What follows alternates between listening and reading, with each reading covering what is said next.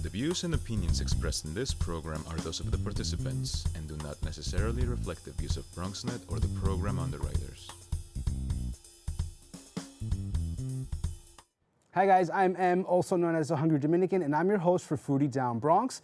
This is the show where we catch up with artists, entrepreneurs, chefs, and foodies who make a part of the incredible and ever-growing Bronx food scene.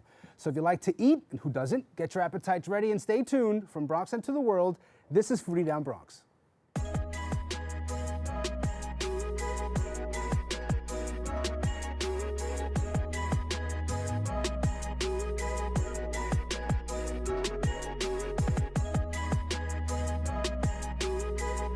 Welcome to Foodie Down Bronx. Stay connected to us on Instagram at BronxNetTV and Foodie Down Bronx, and make sure to follow me at The Hungry Dominican. On today's show, we'll sit with Darriel McBride, a Bronx native who will discuss veganism in the Bronx, and we'll also be speaking with Sheena Crystalyn about her vegan sweets business, T.prty, and we'll also broach a few other topics as well, such as personal motivations, goals, and always social media. But before we meet our guests, let's get into this week's Chew News.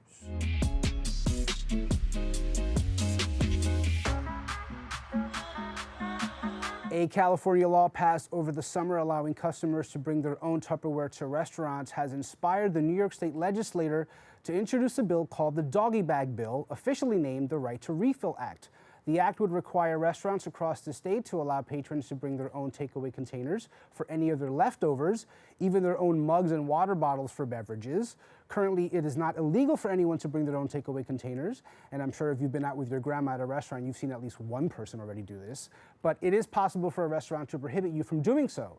Those in the industry are expressing some concerns, mainly because of how clean the containers may be, which might introduce a problem in the kitchen area when their food is being packed up. Some are saying that elected leaders should really look into more serious food safety issues they feel will arise from this. I'm all for this. Plastics are a very real environmental problem, and we should all come together to figure out a way to deal with it. But whatever you do, please don't suggest that I should bring my own mug to your restaurant, because I will get too comfortable, I will pop my legs up in your couch, and I will ask for the remote control. I really will. A study in the South found that calorie counts on menus have little effect. Customers at fast food chains in Texas, Mississippi, and Louisiana ordered an average of 60 fewer calories in the weeks after the numbers were displayed next to the fast food items. But about a year after that, the numbers actually went up, signaling to researchers that the effects of putting calories next to food items are short-term rather than long-term.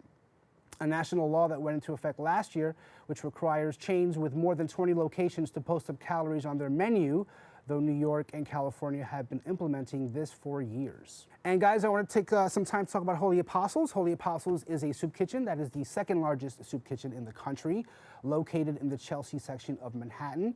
The soup kitchen is part of an outreach program of the Church of the Holy Apostles that was founded in 1982.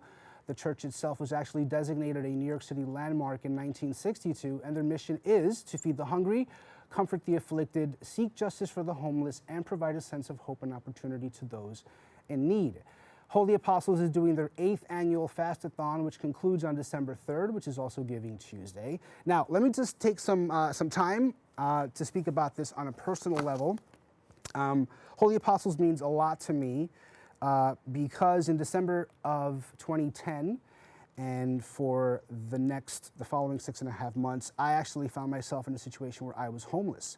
And I utilized the space myself. And so this is a very personal thing that has taken me a few years to be comfortable enough to speak about. And I finally connected with them and I asked them, what can I do to help you guys out, since you guys helped me out when I was going through my own personal situation. I'm helping to raise some money for them this year. You can visit the link in my IG bio for more information on this great cause that I'm happy to support. If you look at my most current post on my Instagram feed and you click the link in my bio and you check out my Facebook page, I do share a little bit more about my personal story, and I will continue to do so considering the positive feedback I've been having. So please take some time to check that out, and for more information and to volunteer, please visit holyapostlessoupkitchen.org. And guys, before we wrap things up, I want to say one last thing before we go to break. I'd like to give a shout out to Empanology, which is a great family-owned empanada outlet that was located in the Mott Haven section of the Bronx. Owner and founder Jason Alicia recently announced on Instagram that their time at 2407 3rd Avenue has unfortunately come to an end. I want to thank Jason for not only being part of the Foodie Down Bronx panel that was way back in April, but also providing those in attendance some of his delicious food. He also shared a story of how his dreams came true and how much hard work he put into making them happen, and it was really truly inspiring to hear. More importantly, though, he provided the neighborhood of Mott Haven a safe, fun, and inviting space, not just for everyone in the community, but also artists, musicians, but for everyone regardless of which borough you came from. Originally, Empanology was supposed to be at Mott Haven for just 6 months, but ended up being there for over half a year. Jason, I wish you and your family and your amazing brand the best of luck going forward. I know this is not at all the last time we'll be seeing you here in the Bronx or anywhere else you decide to bless us with your food. Good luck, buddy. All right, guys, that is this week's 2 News, giving you a little food for thought. Foodie Down Bronx will be right back.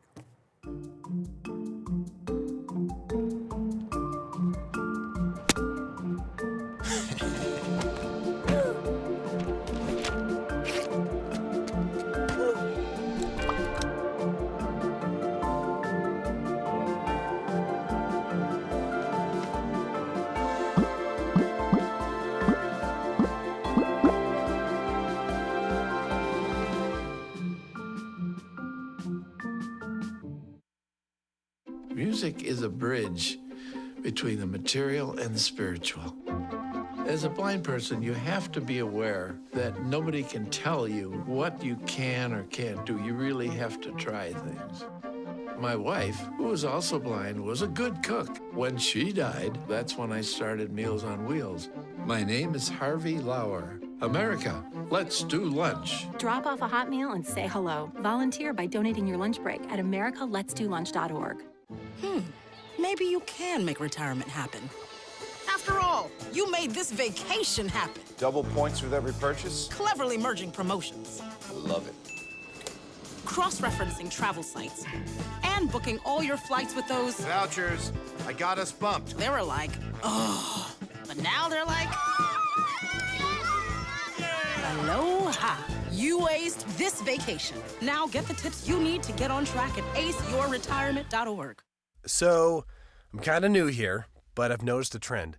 My human does this funny thing where she goes around and gets all my toys, and then she hides them in that basket by the door. You know, but it's always the same basket, and it's always in the same place. And then she acts so surprised when I find them, but, you know, she's putting them in the same basket. Again. It's like, hello, that's where you put it last time. You were the worst at hide and go seek.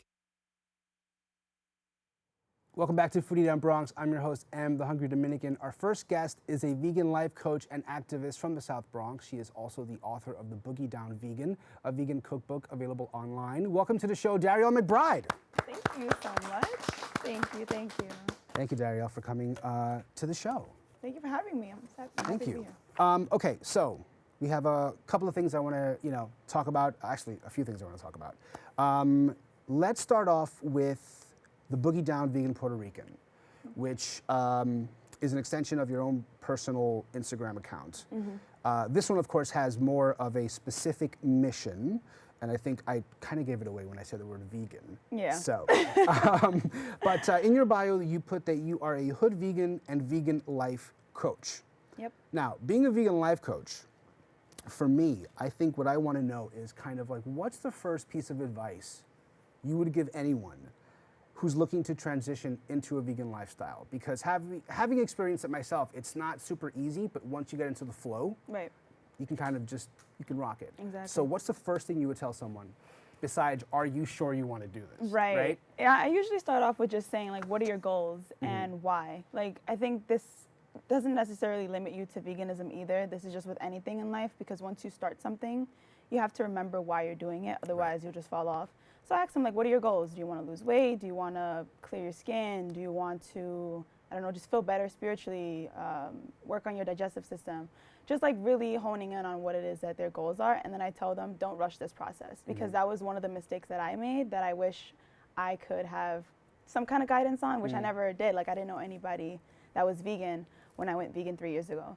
So I would tell them, don't rush this process. Like, take your time with it, because if you do, your body will react a different way. Right. And like, if you've grown up eating like meat your whole life, or dairy or chips, and then you go vegan overnight, I don't know if your body is gonna respond as well as it should. And so for me, like, that's what I did. I went vegan overnight. I was like, okay. Saw one video and I was like, oh no, I can't do this anymore. Right. And my body definitely, it took a toll on my body, negatively and positively. So I always just urge people, like, don't rush this process, because it'll happen for you if it's meant to happen. So you did it overnight, literally, right? Yeah. Okay. So did you find yourself since you had committed to it, did you find yourself just struggling through it, or did you reset and say, you know what, I can't do it? Maybe for a few days you did it, and then you were like, hard stop, let me just start this again in order to sort of slowly build up to it. How did you deal with that change?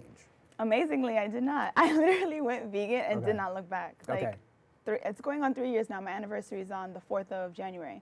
3 years, So wow. yeah, 3 years ago on January 4th, I was like, okay, I'm going vegan. And I actually in the beginning was taking notes every day and writing down like how I was feeling. And I remember like on the 6th, I was like, this vegan thing is cool. Yes. Cause like my whole life I ate KFC and Popeyes and like Chicken Spot and like all this stuff. But I don't know, it just, something was working for me, and I just did my research. And that's one thing I also tell people to do, is that you have to know what you like. And you don't necessarily have to give up so much, because like half of our diet is most likely vegan already, in terms of like rice and beans, like the Latino community, we eat a lot of that already. So for me, I was like, oh, I just have to cut out some cheese, which I barely eat anyway. For me, it was easy. For a lot of people, it's not.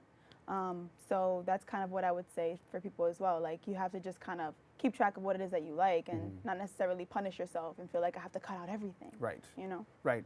Yeah, I noticed that too. When I was doing my thing over the summer, I realized that so much of what I already eat and consume is classified as vegan. Right. So it wasn't super hard. But just like you, I went into it like overnight. I did not transition slowly. I had put it on social. I was like, I actually did it for many, many reasons. But the one thing that I definitely wanted to do was challenge myself. Yeah. And so when I put it out on social, I made some Instagram stories. And I hit the send button, and I'm like, oh man, there's no turning back. Yep. People are gonna hold you accountable for that. 100%. Yeah. And so I found it rough, like you, to do that transition. I didn't build up to it. I literally just switched over. I had like a huge steak meal or something the last day, right? And then like I'm I just going out like, with a bang. right, exactly. And I jumped into it. But what did you feel physically? I mean, yes, it was hard, but I also felt like, as difficult as it was for me, I was kind of hyped doing it, because number one, I announced it publicly, so there was that accountability. But number two, I was sort of like planning my meals in advance, so I knew what I was expecting. Right. So what did you actually feel physically when you just jumped into it? How did your body react to it? Well, initially, I felt great. Like, I felt like I had a lot more energy. Prior to being vegan, I was really tired. Like, I would wake up feeling very dizzy. My vision would be really blurry. And I would just feel lightheaded. You know how like you get off of a bike and you kind of have to recollect yourself? Every day waking up felt like that for some reason. And then when I went vegan, I woke up super energized. I was like getting through the day. I started to have like a spiritual awakening in a sense. Like, I just felt more peaceful, more in tune with my surroundings, with nature. And then I did definitely start breaking out, but that was because, like I said, like I just cut out everything. And my diet prior was very poor, lots of chocolate. And I just didn't know any better, you know? Before going vegan, you definitely have to go on a cleanse, right? Because you're basically resetting your body to do what it needs to do and like work on the optimal level. Right. So I started getting acne, and it was a really horrible, horrible process. But even then, I was like, I feel so great inside. I don't look it right now, but I feel amazing. It's like it'll get there. Yeah. Right? So I was like, you know what? My body's just detoxing, and that's exactly what happened. Like, my body was just purging all of the junk, all of the McDonald's, the KFC. And then my skin just started to improve, and I just continued to feel better. I felt amazing, energized, and I got stronger too. I ended up doing like 40 push-ups one day. It was so random, but it was because of a contest. So full of energy. Someone was like, okay, I'll give you $100, like if you can do 100 push-ups. And I was like, all right. And I did 40. I was like, I could not do like one push-up prior. So, you know, it was interesting, like how my body just started to surprise me, and I learned more about myself. So that's so true. That's what I tell people, because I was getting some flack from some friends of mine that I met through Instagram, and I'm actually part of a steak club, which is very counterproductive, needless to say. And so when I was doing it, I had like kind of just joined them. Like I was like, I was like a rotating chair sort of, and then I finally officially joined them like 3 weeks before I went vegan. Okay. And so they were like sending me like a bunch of like DMs and text about like steaks and my burgers and stuff, like good goodness. luck on your whole thing. Right. But just sort of like giving me flack. But I told them that I actually did feel more. I felt better. Yeah. My energy, like you said, went through the roof. I did feel less sluggish. I actually got less hungrier throughout the day. Because I also did some intermittent fasting while I was doing it. Yeah. That's Which good. actually came to me a little bit easier because of the fact that I wasn't eating these foods that would just perpetually get me hungry. So Yeah. I could actually cut my meals You were pretty sustaining early. yourself the right way. I was. And so I really felt wonderful. And then, I gave myself 2 months and I came back from it. And then all of a sudden energy just goes down. I mean, I've acclimated. I'm good now, of course. It's been months since I've come back to it. But you speak about that and I can relate to it on every level. So I always tell people, I'm like, you have no idea how amazing you will feel. And I actually want to kind of revisit it every so often because it's just a great recharge. But being from the Bronx, there are some limitations when it comes to being a vegan because of our food accessibility and the fact that we're always slapped with the label of being the unhealthiest borough, which I think it's the narrative is just completely misconstrued. Absolutely. I do not believe we are the unhealthiest. I just feel that there is a lack of access to those healthy foods. Right. What type of limitations did you find being a vegan in the Bronx? I think for me, until recently, it was just hard to be able to go to one place and get everything I needed. Right. And for me, I'm like a very like nitpicky kind of vegan because there's different types. There's like the plant-based ones, and I consider myself a plant-based vegan, so I typically don't eat any processed foods.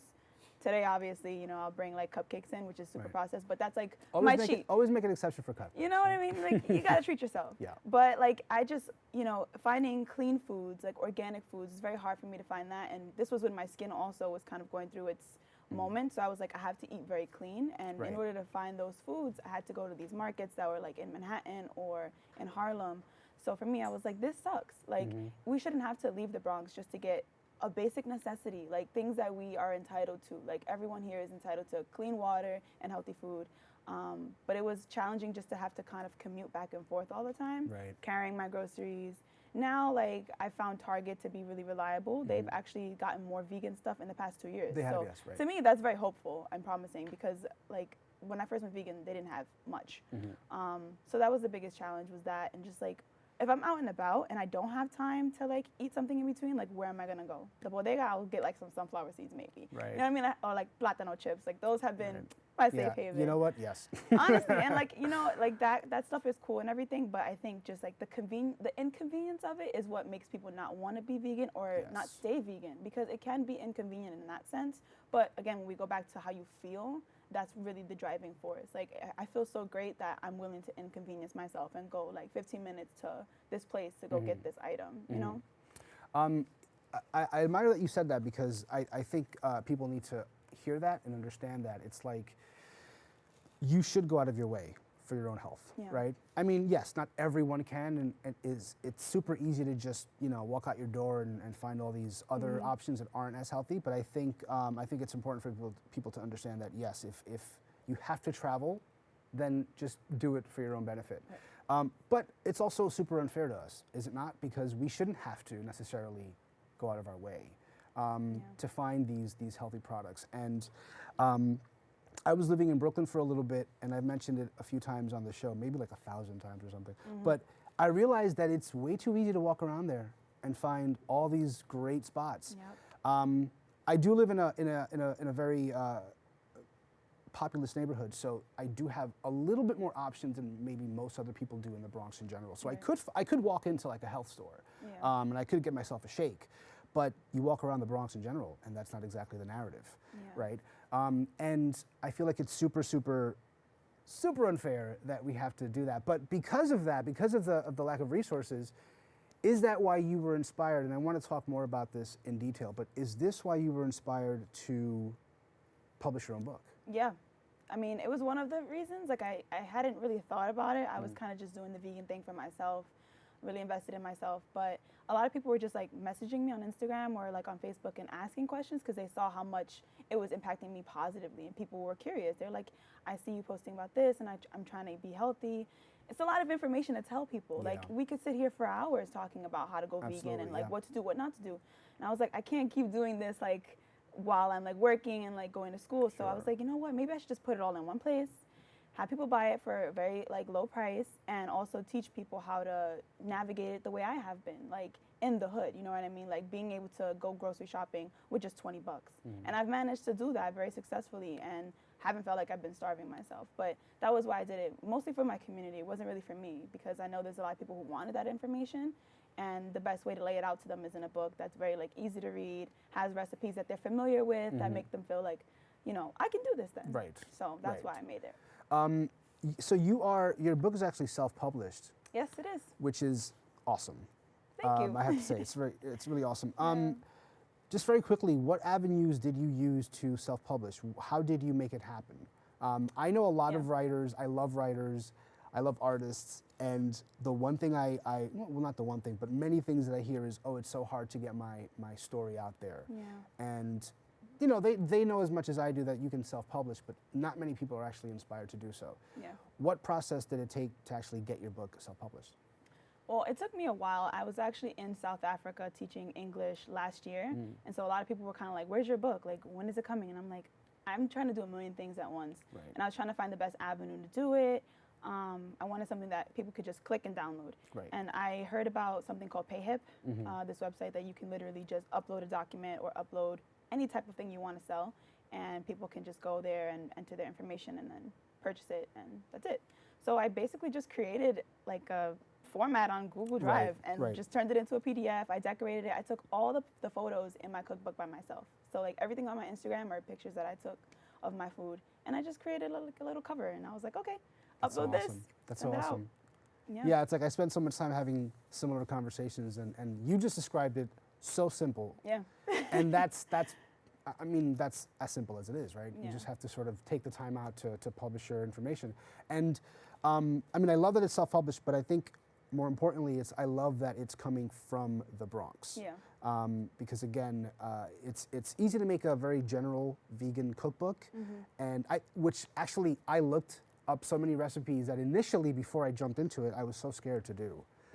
Because it's not that it's difficult to make any of these recipes, it was just like, they were just offering me dishes that I didn't care for. Right. Nothing that really reminded me of where I came from. Exactly. Right? And that was kind of my mission with the book. And that's what I've noticed with your book. It's tailored to exactly who it should be tailored to, which makes it that much more unique in the book, the book world.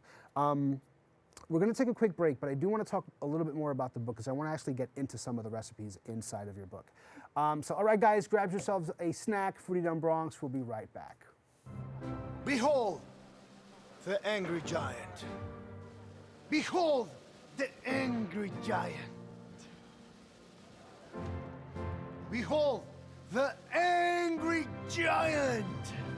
Behold, the angry giant. It only takes a moment to make a moment. Take time to be a dad today. For all the papas out there, let's stop what we're doing and take a moment. A moment to be with our kids. They can be loud moments, goofy moments, sporty moments, dorky moments, kooky moments. Moments where we talk or walk or just hang out. It doesn't really matter. They all count, because every time dads take a moment to be with their kids, well, it's pretty momentous. So let's all take a moment to make a moment today. 150 over 90. 180 over 111. 160 over 110. I had a stroke. This is what high blood pressure looks like. You might not feel its symptoms, but the results from a stroke are far from invisible or silent. If you've come off your treatment plan, get back on it, or talk with your doctor to create an exercise, diet, and medication plan that works for you. Go to loweryourhbp.org. If I would have followed a treatment plan, I would not be in this situation. Patriotism. It inspires passionate debate, and it's worn like a badge of honor with good reason. Because it means love and devotion for one's country. But what really makes up this country of ours? It's the people. To love America is to love all Americans. This year, patriotism shouldn't just be about pride of country. It should be about love. Love beyond age, sexuality, disability, race, religion, and other labels. Because love has no labels. Welcome back to Foodie Down Bronx. I'm your host, M, the Hungry Dominican. I'm joined on set by vegan life coach, activist, and self-published author Darriel McBride. So we have right here some of your vegan cupcakes. Before we went to break, I said I wanted to talk a little bit more about some of the recipes in your cookbook. So we have some chocolate with vanilla cupcakes right here. Yes. And these are one of the recipes in your book. There's a similar one in there. The only difference is that the frosting is not vanilla, it's a chocolate frosting. Okay. So same thing. Which is like a great thing. Chocolate on chocolate, like right? You can mix it up. There's so much variety. That's awesome. So is it safe to say that you have a sweet tooth? This is why you have I do. That's actually one of the things I was terrified of. Like before I went vegan, I loved ice cream. I would eat a whole carton of Ben & Jerry's while in college. Yeah. Every day. Totally. It's terrible too, but it's not a problem. I like my sweet tooth has never gone away, but I was inspired to just be healthier because my dad has diabetes and my grandmother on my mom's side. So it's something that's plaguing our community, but also me personally. Right. So I was like, I gotta just change my life. But I try to limit the sweets that I eat, but still love them. I find that vegan ice cream is incredible. It is, honestly. It's super great. It is. It doesn't make my stomach bubble like yeah. that. Dairy does. For years, I kind of know that my body doesn't love dairy. I mean, look, dairy isn't good for us really in general. Or an overabundance of it is not good for you. But I ignored it. I was like, oh, whatever. Once I had vegan ice cream, I was like, this is it. Even if I go back to being an omnivore, I'm gonna stick with vegan ice cream because that to me is like super perfect. So you have this cookbook, and one of the main arguments that I hear from a lot of people, and I was actually told myself before I jumped over to doing my whole 2-month thing, was that you don't get enough protein in a vegan diet. We both know that's not true, but people have this assumption that you don't get enough protein. Yeah. Could you tell me where you can actually find protein in a vegan diet? Because there's so many places that you can. Yeah, honestly, everywhere. Like my majority of my diet is very high in protein, and sometimes I eat too much of it, so I have to cut it out. Right. So typically chickpeas or like just beans in general have lots of protein. Pink beans, black beans, chickpeas are the best though. And they're especially good for building muscle. So I always tell like people who are trying to build muscle and like go to the gym, just eat chickpeas instead of regular beans. Oatmeal has lots of protein in it. Quinoa has lots of protein. Brown rice, peanuts, almond butter, tofu, which I'm really not a fan of, but people like tofu. Yeah, I tried it for a bit, didn't love it, so I was like, all right, I think it's like, I don't know, the texture I'm not really a fan of. Same, yeah. Avocados, really good for protein, but also really good healthy fat, because a lot of the times, like if you are trying to shed fat, you want to replace that fat because you still need it for like overall health reasons. Avocado is a really good one. Chia seeds, oh gosh, there's so many. Flax seeds, any type of seeds in general, sunflower seeds, everything, kale, like actual plants have protein. Right. So for me, I don't worry about that. I just eat what I want. And I keep a balanced diet. Obviously, I don't, crazy enough, you think vegan, eat salad all the time. I hate salad. Like, no, actually, I don't eat salad at all. So the first month of my veganism, I realized very quickly that there's a lot of bad vegan food out there. There is. It's very tempting. Which is also, it's like, I think that's why a lot of people also might be sort of, confused a little bit about it because they do assume, oh, you just eat greens and stuff and whatever. But no, you can actually fall into a really bad habit of like eating, fried this, fried that because it's vegan. Yeah. And so the first month I was susceptible to all of that. Yeah. And then the second month I was like, let me just try to like cut off certain things. Like for me personally, it was like fried foods and it was also the alternative meats. Yeah. Even though they're helpful, especially if you're transitioning into that lifestyle, I thought for me it was like, I don't want to do this. I kind of want to like You don't want to live off that. I want to be way, way more plant-based. And by that, I don't mean like having a fake burger. Right. Even though I did have fake burgers. I kind of wanted to like not, rely on that too much. So this past November 1st was National Vegan Day. It was. And I've had some guests on the show that are strictly vegan. I've had Belen Jimeno from Next Stop Vegan. Oh, I love her. I had Isana Batista from Woke Foods, who also pushes a vegan diet. And that's when I really started, and also a few other people. I had someone from La Masa restaurant, who was from Morris Park, who has a pretty extensive vegan menu. And I had no carne on. And I realized during the summer, I was like, there's really this movement happening in the Bronx that I feel like we only get that news in the Bronx. I don't feel like it's been expanded yet outside of the BX. Because again, people, you know, outside looking in would assume that we're super unhealthy. We don't know what we're doing when it comes to our diet. And in reality, there's so much going on here in the BX. And of course, social media is super important for you to put out your brand. What did you use how did you use your social media to put out the message? And how do you continue to use your social media? Are you super active? What's the narrative that you try to push out there when it comes to eating healthy? It's been a journey. Like I said, this is going on my 3rd year being a vegan. Initially, I think there was an issue with like, once you first go vegan, depending on why you're going vegan, which for me it was for the animals, believe it or not, and then it became about my health. When I first went vegan, I was enraged. I was actually really angry that like society was functioning the way it was, and that people were just very oblivious to like this kind of violence, that it just didn't sit right with me.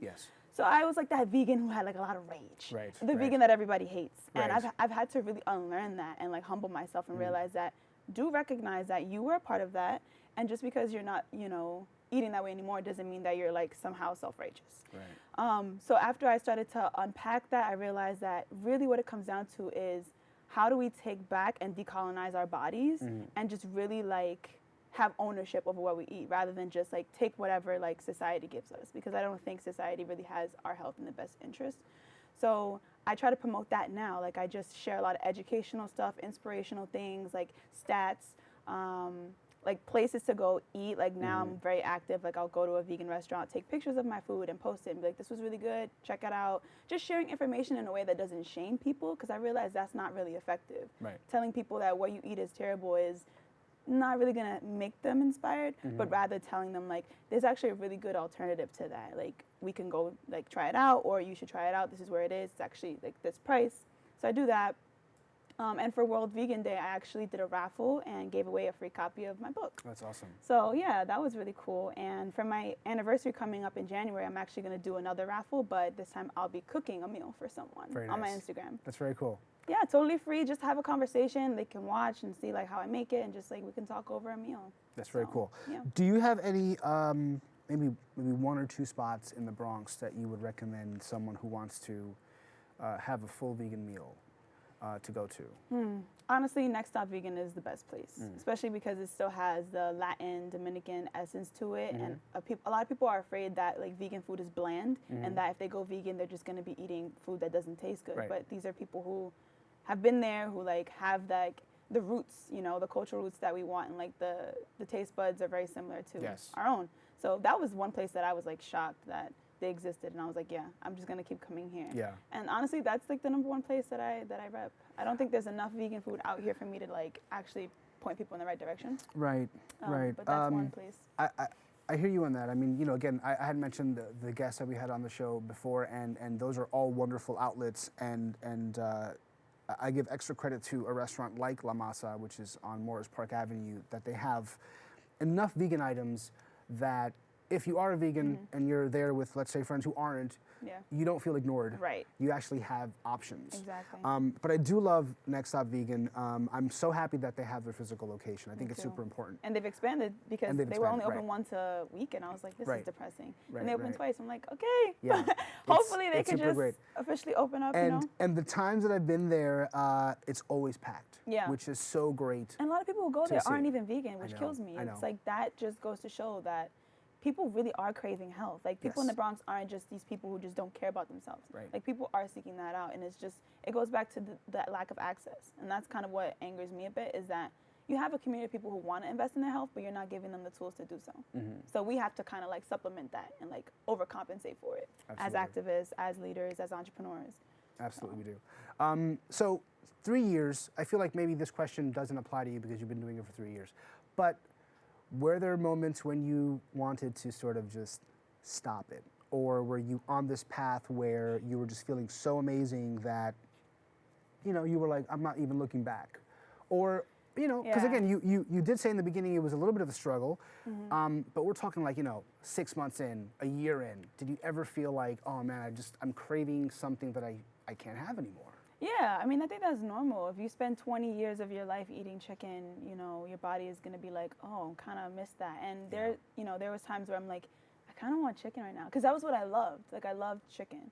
And so I would just go to a vegan spot that had something that tastes similar. I was craving that kind of flavor. And the texture and the flavor. Just like all of that. Because I was eating very healthily. Like, when you eat plant-based, I guess your body eventually starts to be like, okay, I kind of like miss these old ways. But there were times that I kind of questioned like being vegan, and I think that was when I wasn't seeing the physical, I wasn't reaping the actual physical benefits that I wanted, even though I felt them internally. And I was like, maybe I should just go back, like maybe everything will just fix itself, like I made a mistake, but I never went back, I just stuck with it. And then there was a time that I was like, I love my life. I even got a vegan tattoo, like, you know what I mean? Like, I think that just goes to show that, you know, whether you're eating vegan or vegetarian or just in general, like taking a new stance on your health, like it can really empower you and allow you to just free yourself and just like you start to love yourself more. And that's kind of what happened to me. Congratulations on that. I really do give anyone kudos who lives that lifestyle. Yeah. Again, I'm an advocate for it, even though I don't do it. But I did reap the benefits for 2 months, and it was awesome. So congrats on that. Guys, stay connected with Darriel on Instagram at darry.mtb and follow her foodie page at Boogie Down Vegan Puerto Rican. To buy her book, visit payhip.com/B/QTMJ. We're taking a quick break. Foodie Down Bronx will be right back.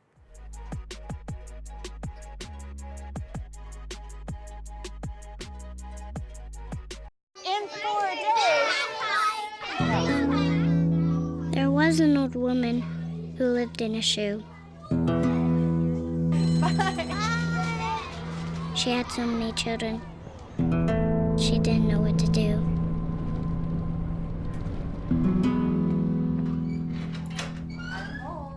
Did you have a good day at school? She gave them some broth without any bread. There you go.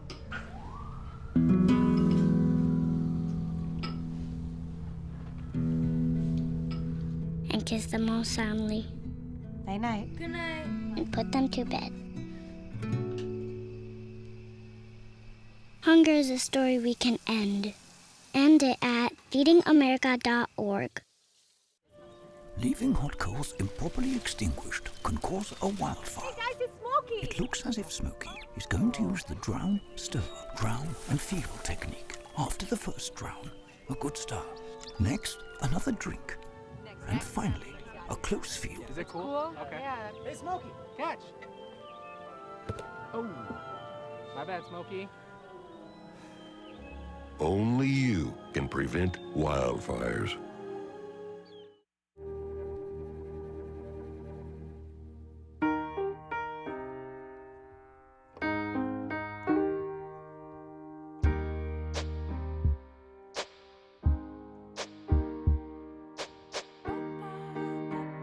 And I can't change, even if I try, even if I wanted to. My love, she keeps me warm. She keeps me warm. She keeps me warm. She keeps me warm. She keeps me warm. She keeps me warm. We are neighbors and best friends. I love my sister. My heart doesn't see race. Love is love. Our family is no less than any other family.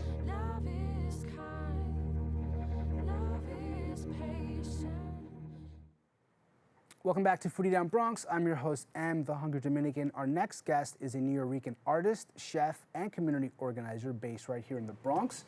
She is the founder of T.prty, a sensory elixir and sweets project, connection herbalism with diaspora influenced trees. I hope I said that right. Welcome to the show, Sheena Crystalyn. Thank you. Hello, hello. I was like, how do I pronounce this again? And I. It's all good. It's kind of like tomato. It gets pronounced differently. Right. So. You and I actually met at the Sancochazo. Yes. A few weeks ago, Mhm. and you were nice enough to. You were on camera with me. You were making some sofrito, and I kind of like was like in your face with a mic. I was like, "What are you doing?" Yeah. And you were super cool about that. So it's good to see you here. Thank you so much for being on the show. Of course, pleasure. So I have a few bullet points here. Mhm. And I had just mentioned them in the intro. Artist, chef, community organizer. When do you sleep? How much do you do? I actually do give myself like 1 day of rest, Okay. usually a Sunday or Monday, but it is a running joke that no matter where I am, if it's in the Bronx, Harlem, Brooklyn, there will be one person meant to be like, you're everywhere. And it kind of does feel like that sometimes, but Right. I'm really blessed to be able to be in a multitude of communities and consistently like keep flowing. Right, So. right. So with that being said, tell me a little bit about yourself. I mean, again, I have all the information here, but I want the audience to know a little bit about yourself, and then we'll talk about T.prty, which I'm super interested in. So Awesome. please. So for me, I really identify pretty heavy with being Nuyorican, Puerto Rican, obviously, but I am third generations in Nuyorican. Like my family's from the Bronx. I've grown up in a variety of different places around New York State. So I really identify with the aspect of just consistently like traveling within New York and the many different cultures that we have. I do have a background in art and design. I started off in fashion. I purposely chose to be in hospitality. I was in nightlife. I went even further back in community hospitality. That's so interesting. So yeah, I'm really passionate about combining all of these lovely things when it comes to art and design with community work. I do dabble a little bit in herbalism as well. So T.prty is very heavily influenced by that. Right. So, What made you jump into hospitality? Having that fashion background, I mean, that's such a hard pivot. The Why? initial thing was to actually eat. Because I Fair actually, enough, I okay. love, I've always, all my life, I've always loved eating. And like at one point, I mean, this was a time when you could intern for free. I just wasn't as nourished as I wanted to be. So I took the leap into going back into hospitality. And, you know, I really never turned back. Right. I've always still done different art projects on the side, illustrations, things like that. But I really do love the aspect of consistently being engaged with people.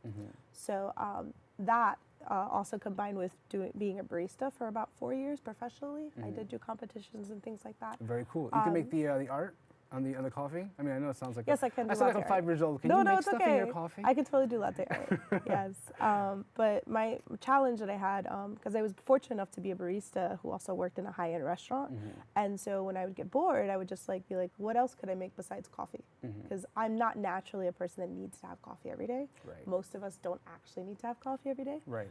So with that began my exploration in the kitchens with making new drinks, whether it was black sesame lattes, different versions of chais, things like that. And I did have a challenge with the manager. Like every shift, he would be like, it was like his challenge for like a year. Really? And of course there's repeats, but like it got me to like, you know, my relationship with the kitchen was very strong in that restaurant. So I was really able to like explore that aspect more with the pastry department and with the sous chefs. So that's where I picked up a lot of like my experimenting and culinary background, because I, you know, was fortunate enough, I was a barista at a restaurant, but was fortunate enough to work with these departments. Right. So. So you mentioned that you jumped into it because you wanted to eat, but you also felt like you weren't getting enough variety in your food. Maybe is that well one of the reasons? My first stint to hospitality was being a barista, and the thing is that like, you know, we all hear the term like third wave coffee. It was just very limiting, you know. Me growing up Puerto Rican, like anybody that's from the Latin diaspora, like there's so many different ways to make coffee and cafecitos and all these little lovely things. Yes. And it came to the point that when I was working at these places, predominantly coffee shops that were quote unquote third wave, quote unquote like for the people, quote unquote from these countries, they never wanted to take the orders or try a recipe that was outside of their formula. So after like, you know, if I had a customer coming in Harlem, you know, an old viejito, and he wants a café con leche, I'm gonna make it for him. Right. Third wave coffee doesn't acknowledge that. They consider it an incorrect drink. So after a while, I got, you know, a little bit tired of that, and obviously having more culinary like chances to experiment in my other jobs, I eventually like dwindled from that. So part of T.prty's objective in it being a brand that specializes in like elixirs and sweets is to show that there's an abundance of things that you can be drinking and eating that are sweet. right? Like we all know what we know. We all know like cakes. We all know coffee. We all know like smoothies. But there's so much more that like for thousands of years our ancestors have been like drinking, and a lot of these recipes are still available. So that's kind of like the real core of why I started T.prty. So I want to get to T.prty real quick, but before I forget, you had a lavender coquito that was, I believe it's still in the Bronx Beer Hall. No. No. It only lasted one day. Okay. Okay. last Christmas. Yeah. Right. But it was on tap. It was on tap. And it was you made it. Yes. And was that through T.prty or was that right before maybe T.prty started? How long? that was within the first month of T.prty. Actually, within its like full conception. Right. I have experimented with that recipe the year before. My brand was called T.prty. I was at a bunch of different holistic markets throughout Uptown and Brooklyn, and like everyone loved like my floral infusions. And with that, at the same time I was doing those, I had learned from my godmother the correct way to make a coquito. Right? Not saying the modern way is incorrect, but if you're thinking of things ancestrally, all you really need to make coquito is just a coconut and sugar. So with that, I was like, well, why don't I just throw some lavender in here? And it was amazing. And people responded to it. Yes, so people responded that well that people were like, I want it on tap. And then that's why it was on tap for only a day last year. That's very cool though. So how has the reaction been to T.prty? Is it something that people are realizing they never knew they needed? How is the support from your community with your business? I've treated T.prty like a experimental project in the very beginning. And even now I still kind of see it as a project. It's a brand as well. And people are very receptive to it because they just love the idea of just like an intense amount of flavor like coming to you. You know? And you know, people are really open about like herbalism. People are open about green eating. Most of T.prty's recipes, I don't think I haven't done one that I've done market that isn't vegan, but they're predominantly vegan. You know, coconut milks, cashew milks, things like that. Gluten-free when it can be, because I have a wheat allergy. So the reception's been pretty good. People push me a lot more. I mean, I push myself, but like since I wear many different hats, sometimes I forget that I'm doing this, but then I come back to it all the time, and it totally works with combining everything. So is it safe to ask that, are you a vegan? I am not a vegan. Not a vegan. Yeah, but most of my best friends for the last decade have been vegan or vegetarian. So like one of my main best friends, Justine, she introduced me to like making vegan desserts back in like 2010. Like we'd be in the house with the Vitamix and things like that. So even though like, you know, it took a little bit of a hiatus, I never forgot like, you know, how to make almond milks, how to make nut milks, how to do all these types of different things. So I embrace it. And honestly, in infusing herbalism, a lot of these herbs do taste better when you infuse them with another fruit, nut, or herb. You know, so the minute you put milk in it, it's going to basically the time span of it is going to basically decrease. So there's that, and then there's also the idea of being accessible to everyone. I don't want anyone to feel left out. Absolutely. I don't get any complaints because of that. Okay, so we'll take a quick break and we're going to come back and I want to talk about your flan that you brought actually over here. Awesome. Guys, grab yourselves a snack. Foodie Down Bronx, we'll be right back.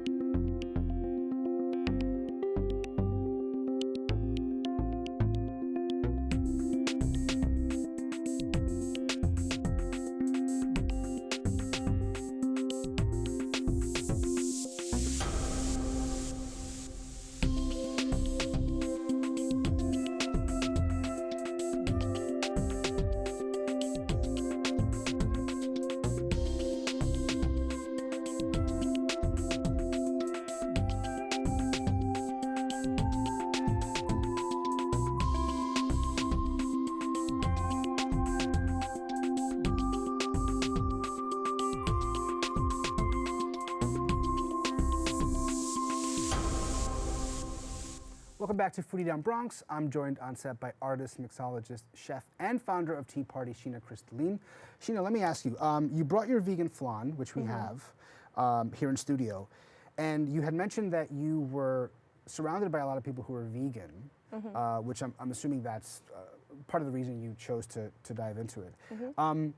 Has making vegan dishes, I mean, it hasn't clearly changed your eating habits, but have you maybe flirted with the idea of just being a vegan 100%? Or can you just not do it?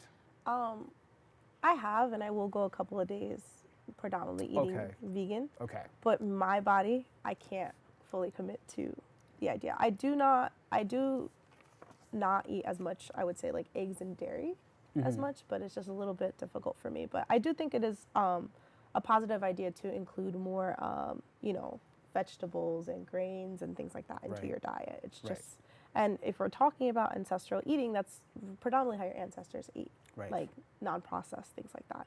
So also with T.prty as well, most of the foods that nothing is processed, everything is like organic, coconut milk, everything comes from a pure source or pure powder boiled. That's that's awesome. So yes, with T.prty, it says here in the information, diaspora influenced treats, right? So that's a major, that's your menu essentially. Those are your offerings. Can you describe to people exactly what diaspora is? Diaspora is basically you coming from another place, anywhere around the world, and moving somewhere else and starting like a new life there. Right, so a lot of us in New York City, I would say predominantly a lot of us, we are of the diaspora, whether it's the African diaspora, whether it's the Caribbean diaspora, it's really common, Puerto Rican, Jamaican, so on and so forth, the Asian diaspora. So it's basically you come from another place in your DNA line, and it's a pretty awesome thing, you know, and a lot of these recipes that we still have within our cultures is because the diaspora, our grandparents, they chose to save these recipes, right? So there's a real importance and joy in that. So I always feel like as a diaspora, we should embrace all these amazing recipes that some of them have lasted hundreds and thousands, you know, hundreds or thousands of years, you know? There's something that you should be eating, and your body does recognize DNA. So it's like, you know, a lot of times you do have an emotional, physical response to certain foods. Yes, I know there's a big reason why I love coconut, you know? Like I remember having my first, you know, coquito icy on Fordham's at like 5, never forgot that. But like my body was like, oh my God, yes, coconut, you know? So. Yeah, it's a sensory trigger, right? You taste something and then it just sort of connects with you, and then your brain goes somewhere and you have this emotional response to it. I mean, you know, I always tell people, I'm like, you know, somebody asked me once, they were like, do you have a personal Instagram page? And I was like, my food page is my personal. Food is personal. Yes. Food is, you know, it takes you somewhere, especially when you connect with food that is from your, you know, your native land. So you've also done menu development. Clearly, you had mentioned you were in the hospitality sector. Can I ask which menus you helped develop, or?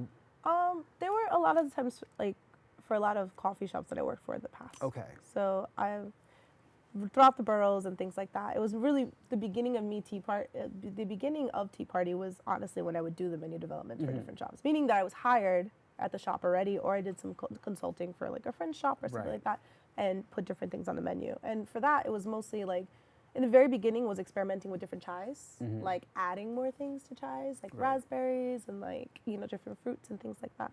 So I am still looking to expand in menu development if anybody needs a hand with that. So, but for the most part, I've been using T.prty as a means to, you know, provide that service. And then T.prty also does want to expand more into catering, which I experimented with in the summer. I catered for a lot of experimental like art garden events throughout the city. So there's that. You had mentioned earlier, you said you talked about the cafecito and how you know, you walk into certain coffee shops and they just don't do it for you. They don't acknowledge it. Yes. So it's safe to say that you found that sort of resistance pretty early on. Yes, I did. Right. and how exactly do they broach that subject? Like, how do they bring it up to you that you can't make this certain? They just be like, that's incorrect. The machine, if you put like that and sugar on the steam handle, like it will break the machine. Like all these really like You know what I mean? Like, I mean, that must have been objective. like seriously disheartening to hear someone try to break down why you can't make something as pretty simple as a gaffe. Yeah, but like, Right. I'm a Virgo, and like my innate nature is to be very like innocent, but like I do have a little bit of rebelliousness in me, and it was like, oh really, you're gonna tell me I can't do this? Right, right. So it was just like, you know, from that point on of repetitively being told that this is wrong, right? When I had been trained by so many different people, there's like more than one way to like pull a shot of espresso, make a thing of cappuccino or full milk. Right. But after a while, I was like, this is very limiting. You know, there's got to be definitely way more than this. And like honestly, like through the universe and stuff like that, my answers, these questions got answers by like, you know, I'm meeting a lot of people that make tinctures, bitters, and things like that. Right. You know what I'm saying? And there's like a huge rise of that. You know, of people being like, hey, there's more things that I can ingest in my body. So. That's so interesting. I'm as you're speaking, I'm thinking about the fact that I think a lot of us do. We go into these commercial coffee shops and we just read the menu and just accept it for what it is, and just grab whatever we have, and we don't acknowledge our ancestors by drinking what they drink, and we ignore so much of our own culture because we're assimilating in a weird way, or we've already assimilated into American culture. Before we wrap up real quick, I want to talk about, you do workshops, and Sweetwater and Dance, the social justice market. Tell me a little bit about that. Yeah, so if you guys want any of these treats or to like try my stuff, the next market I will be vending at will be the social justice market at Sweetwater Dance Studios on the 17th.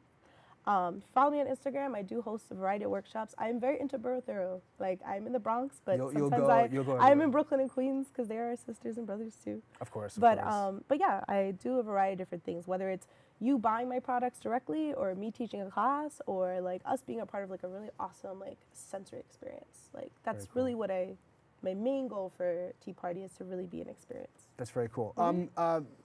Before we do officially wrap up, do you find the reception of T.prty different in the boroughs that you go to? What's your more? Do you have like an ardent fan base? Do you have, you know, what's the vibe between, let's say, Brooklyn, Bronx, or Manhattan? No, everybody likes it so far. I just think that because I do a lot of community work, a lot of it is centered around very similar-minded people with a similar objective of like, you know, us growing together as a community, right? I've yet to kind of like really expand it into areas that might be more corporate. So that might make it have a different reaction. But for the most part, people love it. And like I have been blessed to work with other makers that also make elixirs and things like that as well. It's kind of a little bit of a niche thing. And a lot of these people that I've met come from much different backgrounds than myself. So it's been a really interesting experience. That's very cool. Congrats on T.prty and good luck with it, of course. Thank you. Guys, stay connected with Sheena on Instagram at Sheena.Crystalyn and follow T.prty to check out her mixology and sweets concept project. For inquiries, you can also email tprty1991 at gmail.com. All right, guys, that's all for the show. Thank you again for tuning in, and thank you to our guest for today for joining us. Tune in every Thursday at 6:30 p.m. here on BronxNet Optimum 67, FiOS 33. Also tune in on the go at bronxnet.org and find clips of the show on YouTube. From BronxNet to the world, this is Foodie Down Bronx. I'm your host, the Hungry Dominican. Remember to feed your mind, feed your body, and if you see me coming along, feed me. Adios.